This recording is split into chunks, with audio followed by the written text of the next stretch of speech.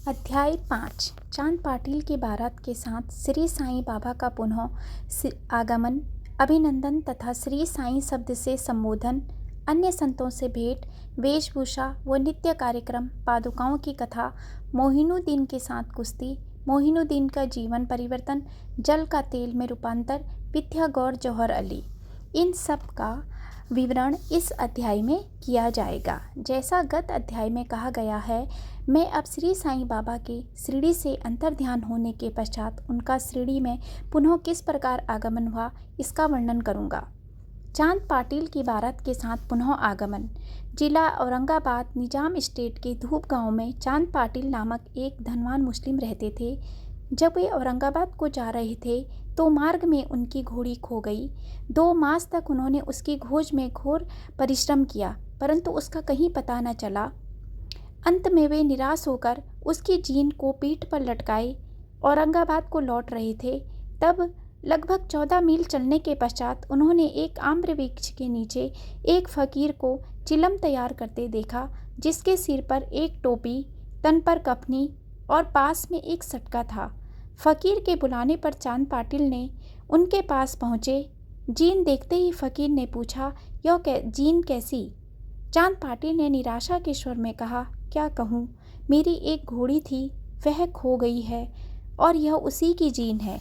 फकीर बोले, थोड़ा नाले की ओर भी तो ढूंढो। चांद पाटिल नाले के समीप गए तो अपनी घोड़ी को वहां चरते देखकर उन्हें महान आश्चर्य हुआ। उन्होंने सोचा कि फकीर कोई सामान्य व्यक्ति नहीं, वरन कोई उच्च कोटि का मानव दिखलाई पड़ता है। घोड़ी को साथ लेकर जब वे फकीर के पास लौटकर आए, तब तक चिलम भरकर तैयार हो चुकी थी। केवल 2 वस्तुओं की और आवश्यकता रह गई थी। एक तो चिलम सुलगाने के लिए अग्नि और दूसरी साफी को गीला करने के लिए जल।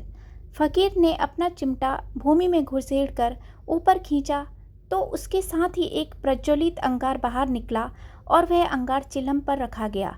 फिर फकीर ने सटके से ज्यों ही बलपूर्वक जमीन पर प्रहार किया, त्यों ही वहां से पानी निकलने लगा और उसने साफी को भिगोकर चिलम को लपेट लिया। इस प्रकार सब प्रबंध कर उसने साफी को भिगोकर चिलम को लपेट लिया। इस प्रकार सब प्रबंध कर फकीर ने चिलम पी और तत्पश्चात चांद पाटिल को भी दी। यह सब चमत्कार देखकर चांद पाटिल को बड़ा विस्मय हुआ। चांद पाटिल ने फकीर से अपने घर चलने का आग्रह किया। दूसरे दिन चांद पाटिल के साथ फकीर उनके घर चला गया और वहां कुछ समय तक रहा। पाटिल धूप गांव का अधिकारी था। उसके घर पर अपने साले के लड़के का विवाह होने वाला था और बारात शिरडी को जाने वाली थी। इसलिए चांद पाटिल शिरडी को प्रस्थान करने का पूर्ण प्रबंध करने लगे। फकीर भी बारात के साथ ही आ गया। विवाह निर्विघ्न समाप्त हो गया और बारात कुशलतापूर्वक धूप गांव को लौट आई, परंतु फकीर शिरडी में ही रुक गया और जीवन पर्यंत वहीं रहा। फकीर को साईं नाम कैसे प्राप्त हुआ? जब बारात शिरडी में पहुंची तो खंडोबा के मंदिर के समीप मालसापति के खेत में एक वृक्ष के नीचे ठहराई गई। खंडोबा के मंदिर के सामने ही सब बैलगाड़ियां खोल दी गई और बारात के सब लोग एक एक करके नीचे उतरने लगे। तरुण फकीर को उतरते देख मालसापति ने आओ साईं कहकर उनका अभिनंदन किया तथा अन्य उपस्थित लोगों ने भी साईं शब्द से ही संबोधन कर उनका आदर किया। इसके पश्चात वे साईं नाम से ही प्रसिद्ध हो गए। अन्य संतों से संपर्क। शिरडी आने पर श्री साईं बाबा मस्जिद में निवास करने लगे। बाबा के शिरडी में आने के पूर्व देवीदास नाम के एक संत अनेक वर्षों से वहाँ रहते थे। बाबा को वे बहुत प्रिय थे। वे उनके साथ कभी हनुमान मंदिर में और कभी चावड़ी में रहते थे। कभी समय के पश्चात जानकी दास नाम के एक संत का भी शिरडी में आगमन हुआ। अब बाबा जानकी दास से वार्तालाप करने में अपना बहुत सा समय व्यतीत करने लगे। जानकी दास भी कभी कभी बाबा के स्थान पर चले आया करते थे और पुणातंबे के श्री गंगागीर नामक एक पारिवारिक वैश्य संत भी बहुधा बाबा के पास आया जाया करते थे। जब प्रथम बार उन्होंने श्री साईं बाबा का बगीचा सींचने के लिए पानी ढोते देखा तो उन्हें बड़ा अचंभा हुआ। वे स्पष्ट शब्दों में कहने लगे कि शिरडी परम भाग्यशालिनी है, जहाँ एक अमूल्य हीरा है। जिन्हें तुम इस प्रकार परिश्रम करते हुए देख रही हो वे कोई सामान्य पुरुष नहीं है, अपितु यह भूमि बहुत भाग्यशालिनी तथा महान पुण्य भूमि है। इसी कारण इसे यह रत्न प्राप्त हुआ है। इसी प्रकार श्री अक्कलकोट महाराज के एक प्रसिद्ध शिष्य संत आनंदनाथ यवला मठ से जो कुछ शिरडी निवासियों के साथ शिरडी पधारे, उन्होंने भी स्पष्ट कहा कि यद्यपि बाह्य दृष्टि से ये साधारण व्यक्ति जैसे प्रतीत होते हैं, परंतु ये सचमुच असाधारण व्यक्ति हैं। इसका तुम लोगों को भविष्य में अनुभव होगा। ऐसा कहकर वे यवला को लौट आए। यह उस समय की बात है जब शिरडी बहुत ही साधारण सा गांव था और साईं बाबा छोटी उम्र के थे। बाबा का रहन सहन व नित्य कार्यक्रम। तरुण अवस्था में श्री साईं बाबा ने अपने केश कभी नहीं कटाए और वे सदैव एक पहलवान की तरह रहते थे। जब वे राहता जाते, जो कि शिरडी से 3 मील दूर है, तो वहाँ से वे गेंदा, जई और जूही के पौधे मूल ले आया करते थे।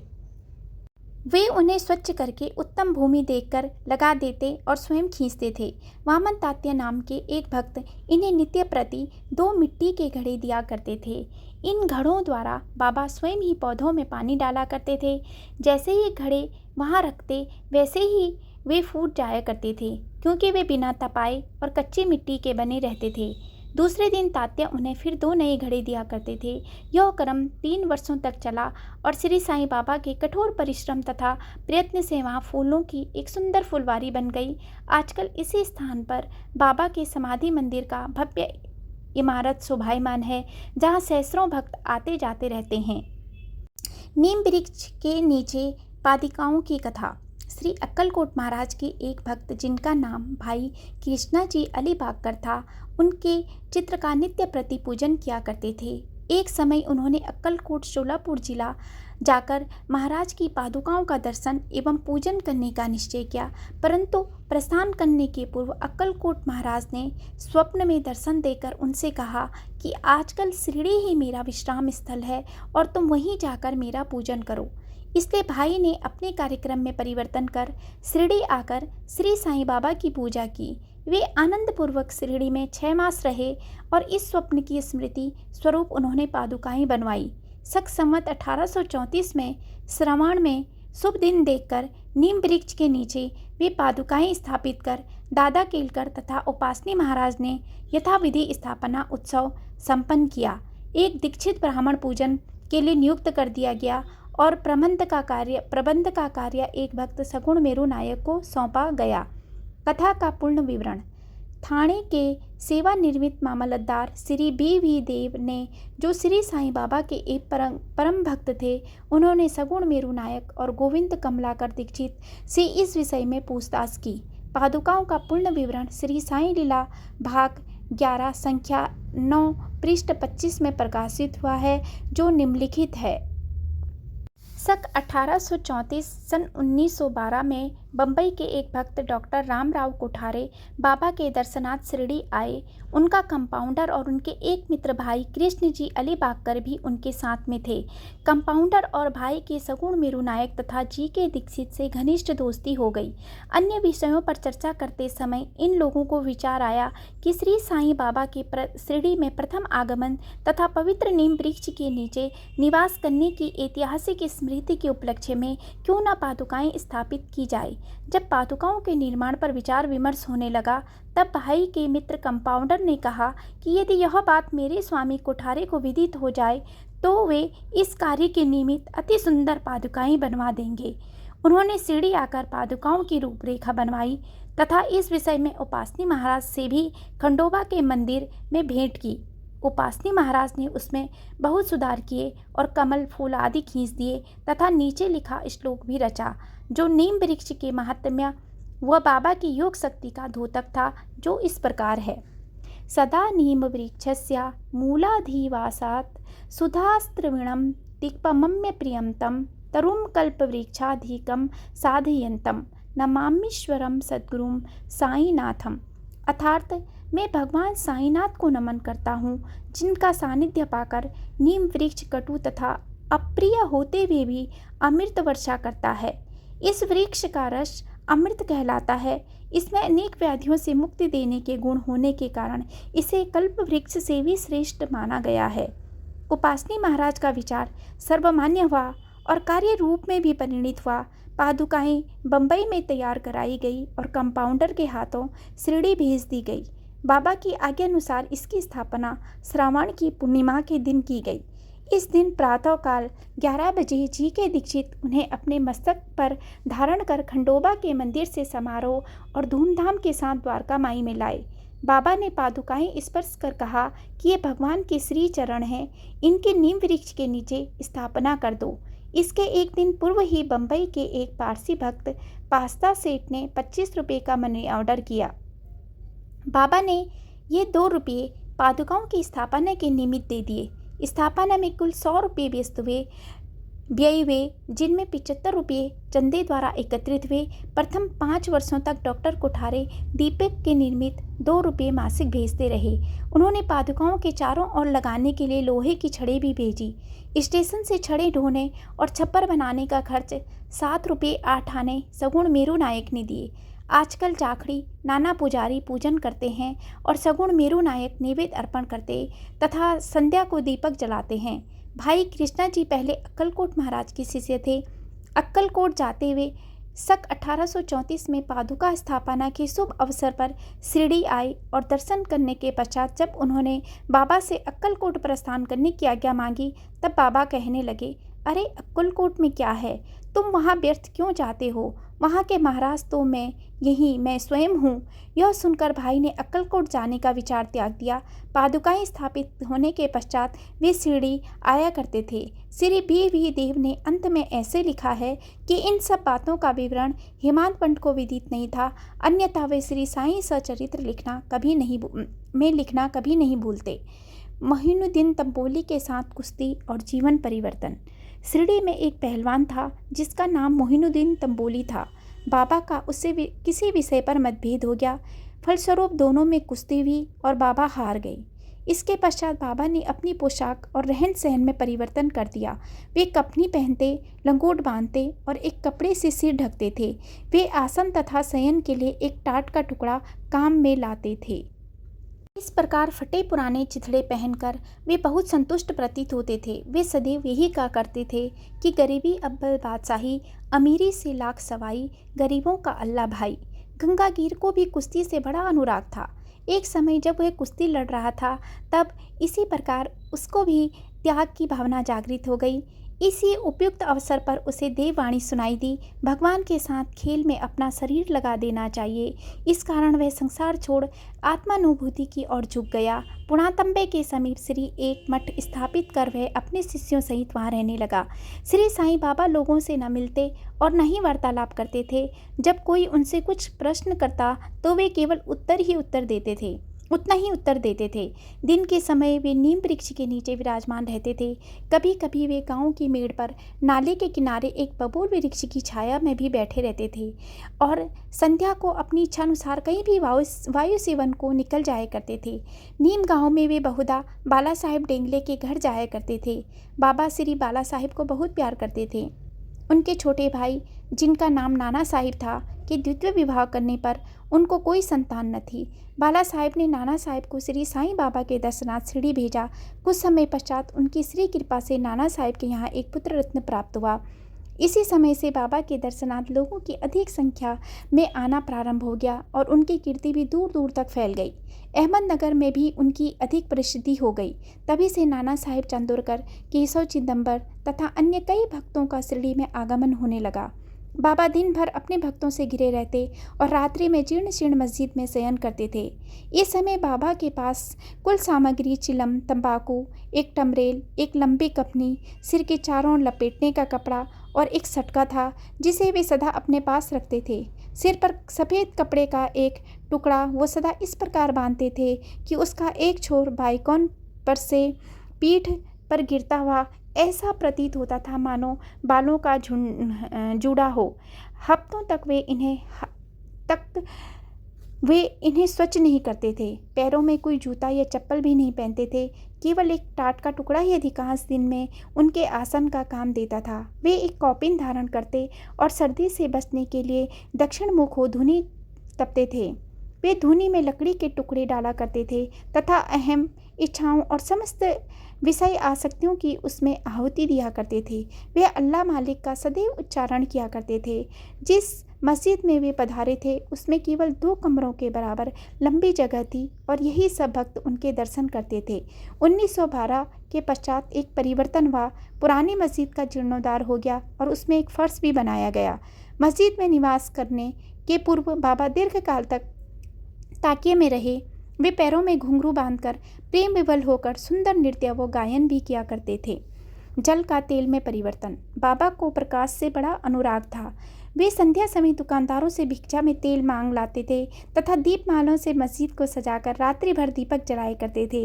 यह क्रम कुछ दिनों तक ठीक इसी प्रकार चलता रहा। अब बनिए तंग आ गए और उन्होंने संगठित होकर निश्चय किया कि आज कोई उन्हें तेल की भिक्षा न दे। नित्य नियमोनुसार जब बाबा तेल मांगने पहुंचे तो प्रत्येक स्थान पर उनका नकारात्मक उत्तर से स्वागत हुआ। किसी से कुछ कहे बिना बाबा मस्जिद को लौट आए और सूखी बातियां दियों में डाल दी। बनिए तो बड़े उत्सुक होकर उन पर दृष्टि जमाए हुए थे। बाबा ने टमरेल उठाया जिसमें बिल्कुल थोड़ा सा तेल था। उन्होंने उसमें मिलाया और वह तेल मिश्रित जल वे पी गए। उन्होंने उसे टिन पॉट में उगल दिया और वही तेल या पानी दियों में डालकर उन्हें जला दिया। उत्सुक बनियों ने जब दीपकों को पूर्ववर्त रात्रि भर जलते देखा तब उन्हें अपने किए पर बड़ा दुख हुआ और उन्होंने बाबा से क्षमा याचना की। बाबा ने उन्हें क्षमा कर भविष्य में सत्य व्यवहार रखने के लिए सावधान किया। मिथ्या गुरु जौहर अली।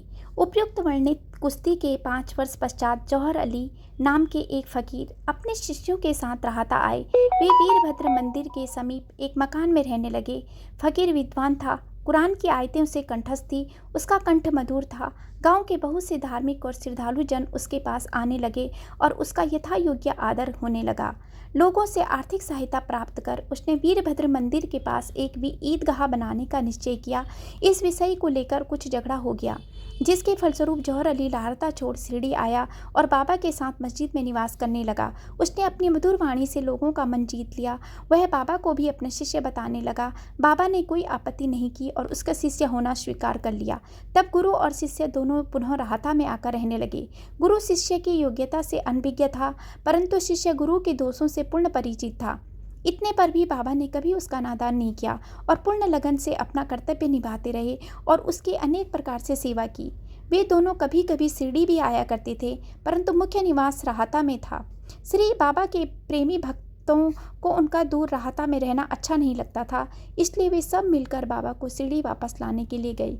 इन लोगों की ईदगाह के समीप बाबा से भेंट हुई और उन्हें अपना आगमन का हेतु बतलाया। बाबा ने उन लोगों को समझाया कि फकीर के आने के पूर्व ही आप लोग शिरडी लौट जाएं। इस प्रकार वार्तालाप हो ही रहा था कितने में फकीर आ पहुंचे और इस प्रकार अपने शिष्य को वहां से ले जाने का कुप्रयत्न करते देखकर वे बहुत क्रोधित हुए। कुछ वाद विवाद के पश्चात स्थिति में परिवर्तन हो गया और अंत में यह निर्णय हुआ कि फकीर व शिष्य दोनों ही शिरडी में निवास करें और इसलिए वे शिरडी में आकर रहने लगे। कुछ दिनों के बाद देवीदास ने गुरु की परीक्षा की और उसमें कुछ कमी पाई। चांद पाटिल के बारात के साथ जब बाबा शिरडी में आए थे उसमें 12 वर्ष पूर्व देवीदास लगभग 10 या 11 वर्ष की अवस्था में शिरडी आए थे और हनुमान मंदिर में रहते थे। देवीदास सुडौल, सुंदर आकृति तथा तीक्ष्ण बुद्धि के थे। वे त्याग की साक्षात मूर्ति तथा अगाध ज्ञानी थे। बहुत से सज्जन जैसे तात्या कोते, काशीनाथ व अन्य लोग उन्हें अपना गुरु समान मानते थे। लोग जौहर अली को उनके सम्मुख लाए। विवाद में जौहर अली बुरी तरह पराजित हुआ और शिरडी छोड़कर बेजापुर भाग गया। वह अनेक वर्षों के पश्चात शिरडी आया और श्री साईं बाबा की चरण वंदना की। उसका यह भ्रम कि वह स्वयं गुरु था और श्री साईं बाबा उनके शिष्य अब दूर हो चुका था। श्री साईं बाबा उसे गुरु समान ही आदर देते थे। उसका स्मरण कर उसे बहुत पश्चाताप हुआ। इस प्रकार श्री साईं बाबा ने अपने प्रत्यक्ष आचरण से आदर्श उपस्थित किया कि अहंकार से किस प्रकार छुटकारा पाकर शिष्य के कर्तव्यों का पालन कर किस तरह आत्मानुभव की ओर अग्रसर होना चाहिए, ऊपर वर्णित तथा मालसापति के कथनानुसार है। अगले अध्याय में रामनवमी का त्यौहार, मस्जिद की पूर्व हालत एवं पश्चात उसके जीर्णोद्वार इत्यादि का वर्णन होगा। श्री सद्गुरु साईनाथ अर्पणामस्तु। शुभम भवतु। ओम साई राम। जय जय साई राम। बाबा सब पर कृपा करें, सबकी रक्षा करें। ओम साई राम। जय साई राम। जय जय साई राम। ओम श्री साईनाथाय नमः। ओम श्री साईनाथाय नमः। जय साई। ओम साई। श्री साई। जय जय साई। जो सीढ़ी में आएगा आपत दूर भगाएगा। चढ़ी समाधि की सीढ़ी पर, पैर तले दुख की पीढ़ी पर, त्याग शरीर चला जाऊंगा, भक्ति तू दौड़ा आऊँगा। मन में रखना दृढ़ विश्वास, करेंगे बाबा पूरी आस। मुझे सदा जीवित ही जानो, अनुभव करो सत्य पहचानो। मेरी शरण आ खाली जाए, हो तो कोई मुझे बताए। जैसा भाव रहा जिस जन का, वैसा रूप हुआ मेरे मन का। भार तुम्हारा मुझ पर होगा, वचन न मेरा झूठा होगा। आशा हिता लो भरपूर, जो मांगा वो नहीं है दूर। मुझ में लीन वचन मन काया, उसका ऋण न कभी चुकाया। धन्य धन्य वो भक्त अनन्य, मेरी शरण तज सैन्य। बोल श्री सच्चिदानंद सद्गुरु श्री साईनाथ महाराज की जय। ओम श्री साईनाथाय नमः। ओम श्री साईनाथाय नमः। ओम श्री साईनाथाय नमः। ओम श्री साईनाथाय नमः। ओम श्री साईनाथाय नमः। ओम श्री साईनाथाय नमः। ओम श्री साईनाथाय नमः। ओम श्री साईनाथाय नमः। ओम श्री साईनाथाय नमः। ओम श्री साईनाथाय नमः। ओम श्री साईनाथाय नमः।